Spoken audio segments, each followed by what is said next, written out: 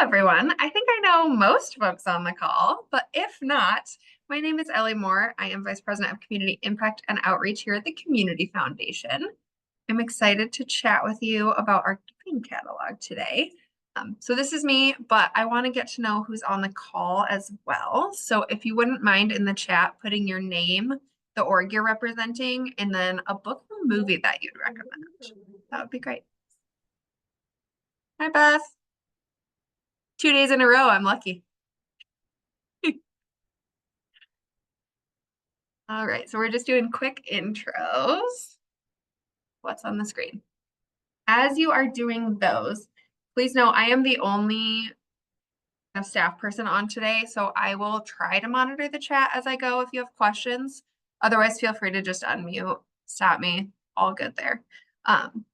But today we are going to do our welcome and intros, talk through kind of generally speaking what the giving catalog is. So if you were in our info session almost a year ago now when we first opened the giving catalog, some of this might be familiar to you.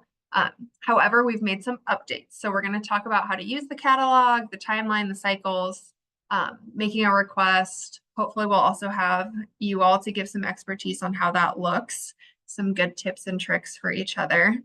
As I am not a fundraising expert as much as many of you are. So I will let you help me with that piece. We'll do some FAQs, and then I've got a couple of events coming up that I want to make sure we share with you. So that's what it looks like. Again, feel free to use chat and or stop me in the middle.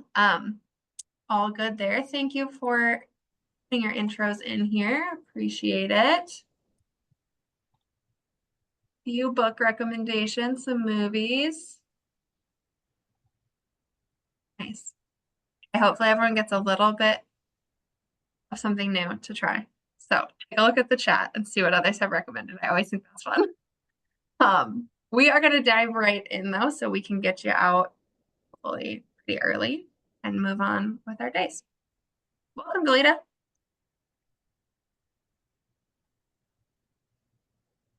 Alrighty. So I'm just going to jump right in. The giving catalog. So we opened the giving catalog last year. We've gone through one full year, which is 2 cycles for us, of giving catalog thus far. It is an online donor giving tool. We specifically built this tool for our donors to utilize. It's a really great benefit for our nonprofits as well. So we'll talk about your piece of it today. But really the piece that we wanted to make sure we were capturing was getting immediate needs to our donors in front of our donors. So it is not only a giving tool for our donors, sort of a crowdsource, multiple folks can put dollars toward one need. It also is a donor awareness tool. So over the last year, I'll share some of the numbers with you here in a few slides, but we've seen a lot of our donors go out to this catalog, look through the requests, and then make gifts outside of the catalog. They do that for a number of reasons. Sometimes it's just the way that they're giving. Sometimes they're giving through a specific fund that makes it difficult to use the catalog, and instead they want to make a direct gift. Sometimes the gift amount is more than what's listed, so they give it that way.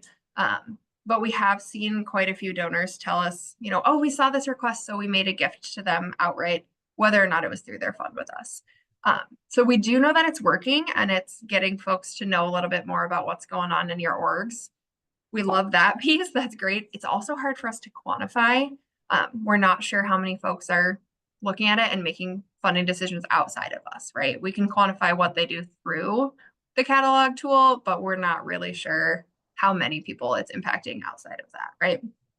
But we do know that it is because we've had multiple folks tell us that's how and why and when they give. It is a collective impact tool, so kind of like a Kickstarter or a GoFundMe. The request is out there and anyone can give to it. We're also hoping as this kind of grows and builds, and as you all are sharing it as well, new folks will get to see it. And that might be younger folks who have kind of smaller gift sizes than what are typical through the Community Foundation to give in this way. So it's a collective impact tool. It also provides year-round giving options for our donors, which is great. They don't have to wait for the next grant cycle to learn about what you're doing and what your needs are.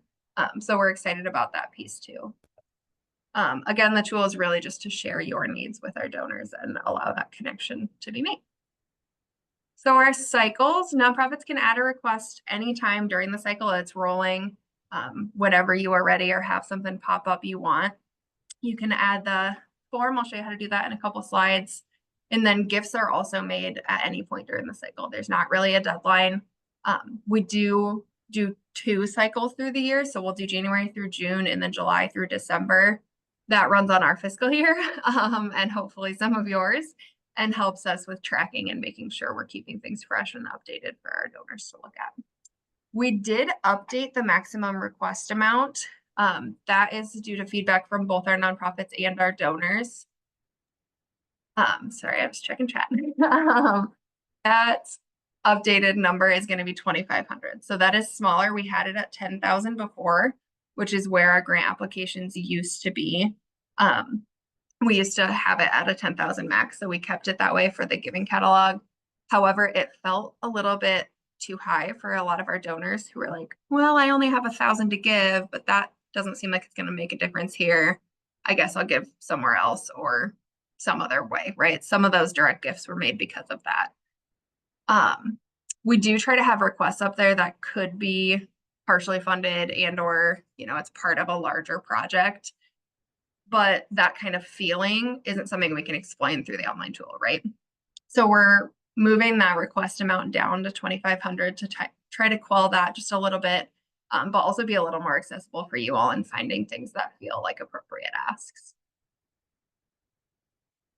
So that update was made in this new cycle, January. So the request form is updated as well. You'll see that when you go in and make your request. We are accepting 1 request per organization per cycle. So if you have something that's either funded and or not funded in the first cycle, you can keep it up for the second cycle or put something new up. Basically, you have a new request every 6 months that you're able to put in. Again, request amount is now 2,500. We are asking for program support requests. That's based on 2 things. 1, it's a lot easier to tell your story. And 2, we find that our donors are more compelled by giving to programs and projects rather than operational support. We are working on donor engagement and education around operational support. We know that's important for all of your orgs, and we're doing that through our spring capacity building grants. However, this catalog is specific to program requests. So make sure you're looking at that and thinking through things that might be compelling for donors. There's an online form to add your request. So I'm going to show you where that lives on our website. On our website, there will always be this kind of top menu here. That second one in is called Giving. That's actually where the catalog is going to live. So we do sometimes have a Giving catalog button up at the top where you can go and see the catalog, but your request form and the information about the catalog will be under Giving. So under Giving, there's a drop-down menu with just a page called Giving Catalog. That page looks something like this. It is donor oriented in the top kind of half of the page. If you scroll down just a bit, there's the nonprofit section. This blue Make a Request button is where you'll find the request. You're also welcome to email me. I can shoot you the form, whatever works best for you, but it is always out there for the rolling cycle. When you click that button, it leads you to a pretty simple fill in the blank form. Pretty small. Basically what we need is your org name, EIN, website, somewhere that they can go to donate. And then phone, contact, email, project name, amount. You can see that all there. The true important piece of it really is the project description. So we'll talk a little bit about what to put in that. But that is the kind of important piece here. That's what is public. We just move it directly over from your request onto the site. So whatever you write there is exactly what's going to be on the public facing side. So make sure you proofread and know what you've got in that box. We do also have a logo or photo with everyone. So if you could have it be a square already, that would be super. Otherwise, we just put it on a square white background. They come up as squares. So whatever your logo is that you can make the biggest in a square is probably the best option. You are also welcome to add a photo of the project, of your clients, of your staff, whatever you want that to look like is just fine. So some best practices when writing your requests, making a direct ask is always important, and a clear ask. Creating some urgency. So these are going to be kind of cycled through every 6 months. That's a pretty short time frame. Could be over the year if you want to keep it up for 2 cycles. But that kind of urgency is helpful in these types of requests. Keeping it short and concise is also very helpful, especially for our younger folks. Nobody wants to read a bunch anymore, sadly. But it also makes it easier for us to scroll through and see multiple asks there. So that's helpful too. Tell your story and the impact of that story. You all know how to fundraise. You know what the case statement looks like. So really, you probably could be giving this section better than I can. But making sure that you remember donors might make donations outside of this catalog based on these descriptions. So you might get a check-in that says, oh, it's for the printer that you've asked for, but it doesn't come through the catalog. So just make sure you have something clear that you also will know what they're talking about if they send a check directly. This catalog is really meant to supplement your fundraising efforts. It's not necessarily meant to be the bulk of your fundraising or a big kind of section of that. We don't have any real idea of how much money will be filtered through this, right? We can't control that piece. It's all donors on the donor side. So I don't want you to be budgeting for something specific just because you've made the request. Want to make sure that you're aware this is a supplement to what you're doing. But on the other kind of side of that, it's only as useful as our donors know about it, right? So we'll be posting and kind of pushing it out. We've been pushing it out to our donors, really actually a lot over this kind of year-end piece, so they know it's there and are using it a little more during our year-end appeals. But if you don't share the link to your piece, none of your folks will know that it exists, right? So it's just another tool for you to use to share with your donors some needs that you have. I'm happy to share some language if that's helpful, or kind of read through proof, whatever you want that to look like. If you want to share something specific in an e-newsletter or email blast, we are happy to help with that piece. And then stewarding the gifts. So anything that comes through the giving catalog, we will do the tax donation. We'll do an immediate thank you for your gift. Here's your tax piece, all of that side.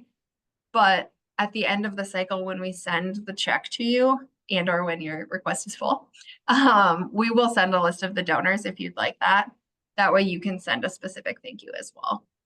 Always helpful to get stewardship from both us and the organization the dollars are intended for. So just know that you have access to that piece as well. Again, we made some updates. So if you are familiar with the catalog from last year, thank you.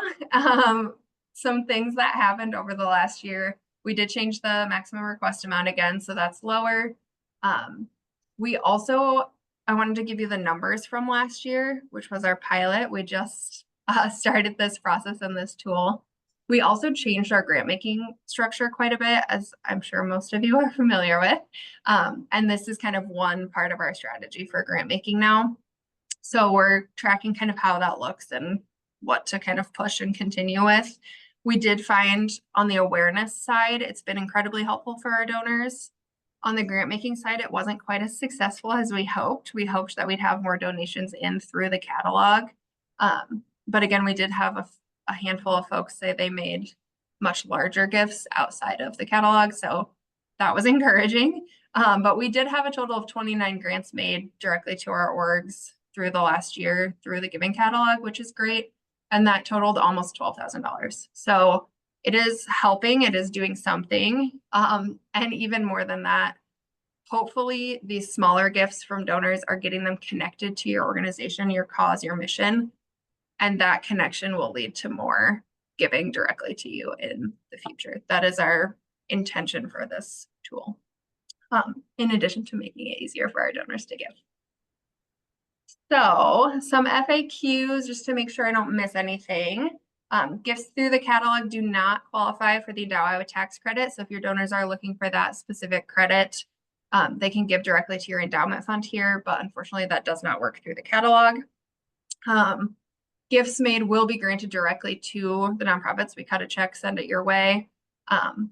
It is not added to your endowment fund if you have one here. However, if you specify that you want it to go to that and you make that clear in your request, we can do that.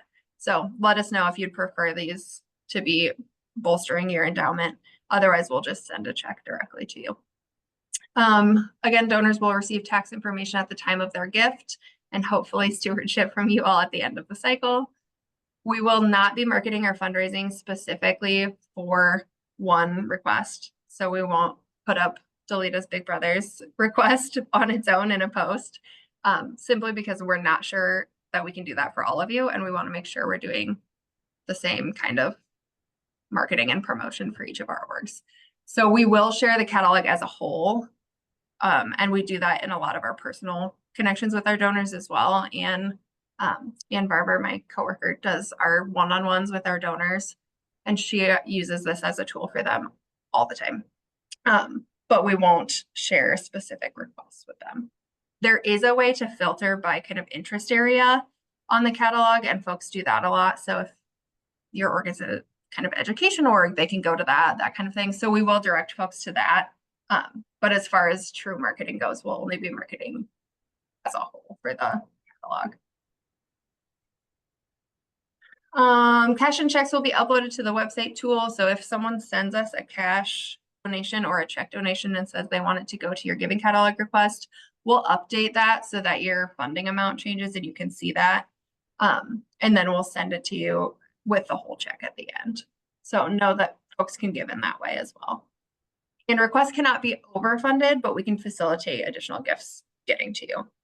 So the tool itself doesn't let us go above whatever your request amount is. But if folks are trying to do that, we can find a way to get the check to you. That's just fine. Or we can send them directly to your sites or organization. Lucy, your December check did not include a specific donor name. Potentially, yes. So Lucy, if you want to email either me or Julie, we'll look into it and make sure. Some of our donors are anonymous, or they'll go directly from their donor advised fund into your giving catalog, and that doesn't pull quite the same on our checks. So shoot us an email, Lucy, and we'll figure that out. You are welcome. All right. Okay, that was all I had for true giving catalog, but I am going to go through a couple other things for you while I have you captive. And then I'll answer whatever questions you might have. So I want to make sure you're all aware of our current and upcoming grant processes. Outside of our giving catalog, there's a couple of new things this year, so I'm excited to share. We are a partner in the underestimated small business grants. These are not specific to nonprofits. These are business for-profit grants.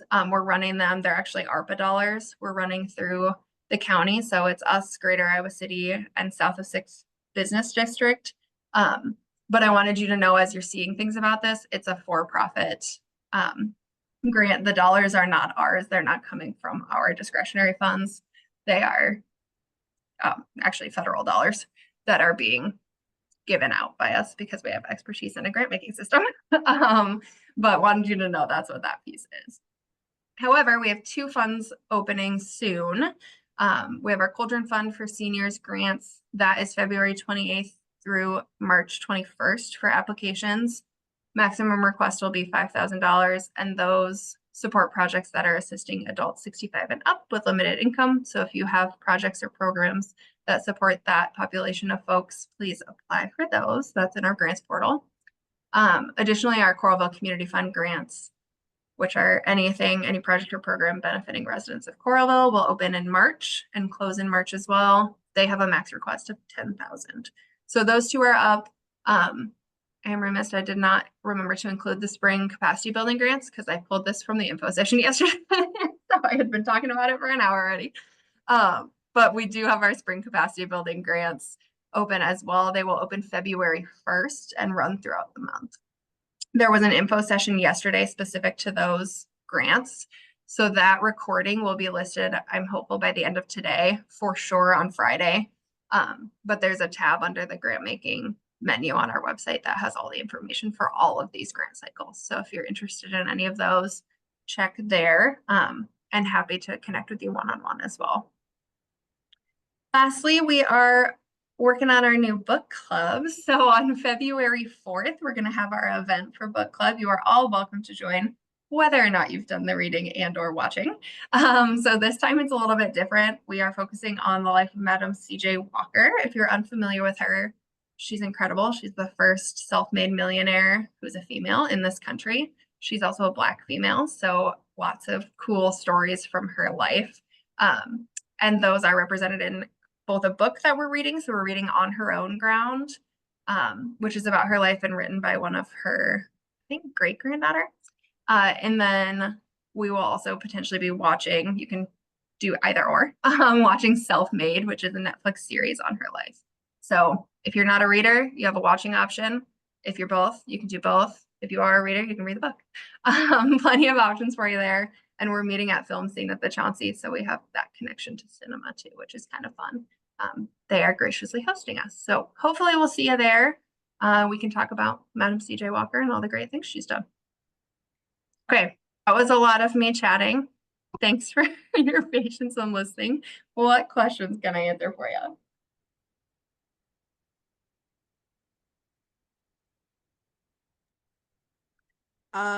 Ellie, this is Delita. Any way we can get what we previously had on there? I don't remember what we previously wrote in the Giving catalog, and I know they're gone now, so I don't know if you have that archived, but if you do, I'd like to see what I requested last time. Yeah, that's a great question. Let me look back and see if at the very least, I can pull the email that it sends me when you make the request. But I'm not sure how copyable that is. So let me see if I can pull an easier format for you.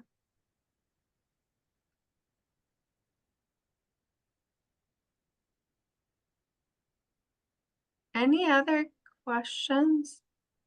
Comments, concerns, things you're surprised by, things that worked, things coming up to share?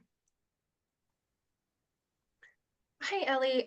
This is Andrea. I just wanted to make sure I heard you properly. And I have to say, I'm not the staff member who received the Giving Catalog check and that correspondence. So this may already be answered. I apologize. But as far as the list of donors, when those checks went out, did the correspondence from you all say, hey, here are the people who gave to that fund? That's a good question. I think not. Okay, so it would be Does anyone something have that data check would. now? Okay, so it would be requesting that from you or another staff member? Yep. Yep. So if you want to shoot that request to Julie, Okay, Julie Yoder, that would be the best option. thank you. Leda, did you get a check this time? Do you remember that had the donor information? I don't think it did. Okay. But that is a good thing to improve our process if we just include it right away. That way you don't have to request. Ellie, I think it might also, I'm just curious if donors know their information isn't shared. You know what I mean? Oh, sure. Because we don't know who to thank, but also do they think that we're not thanking them because we didn't? So they are told when they make the gift in our kind of confirmation email, they're told that you don't get the information until the end of the cycle. Okay, but then we still didn't get that information, so. Yeah, that's perfect. I'll update that in our process. Okay. Thank you. We do occasionally, with your comment before, Lucy, we do occasionally have folks that want to be anonymous, so we won't include those, obviously. And ones from other funds might just look a little different when it gets to you, but we'll work through that on our end. And I don't know if you can answer this or not, Ellie, but I did notice like last time there was several of our organizations got $315. So I was wondering, did somebody just say divvy it all out amongst them? But I was just kind of curious because it was an anomaly, it looked like to me. Yes, so that is exactly what happened. We had a specific amount to use and divvy between, I think it was all the human services organizations, maybe. Yep, they gave us kind of a, here's the perimeters, split it up. So. Yes, ma'am. That is an odd amount though. A reason to question. Any other questions, comments, concerns? I appreciate your candid feedback as we're working through how this process looks too. It obviously has not been quite as successful as we hoped in getting new folks to give us hundreds of thousands of dollars. But we are working on it and we'll continue to share with our donors. At the very least, we're getting names and logos and needs out, which is great. So. All right. Anything else for the good of the group today? I'll let you out real early. I believe our next ed session, I'm working on the kind of full schedule for this year, but I believe our next ed session will be about AI and using AI for some of your metrics. We're going to consult with Erin Nelson again from the University of Iowa Tibby College of Business. So I'm excited to see what she has as insights into AI for us. And I'll be candid, it kind of freaks me out. But I'm sure she's got some helpful tools. So we'll see what that looks like. Alrighty, well, everyone stay warm. We'll give you a half hour back and we won't tell anyone. So use it however you see fit today. Thanks all. Have a good one.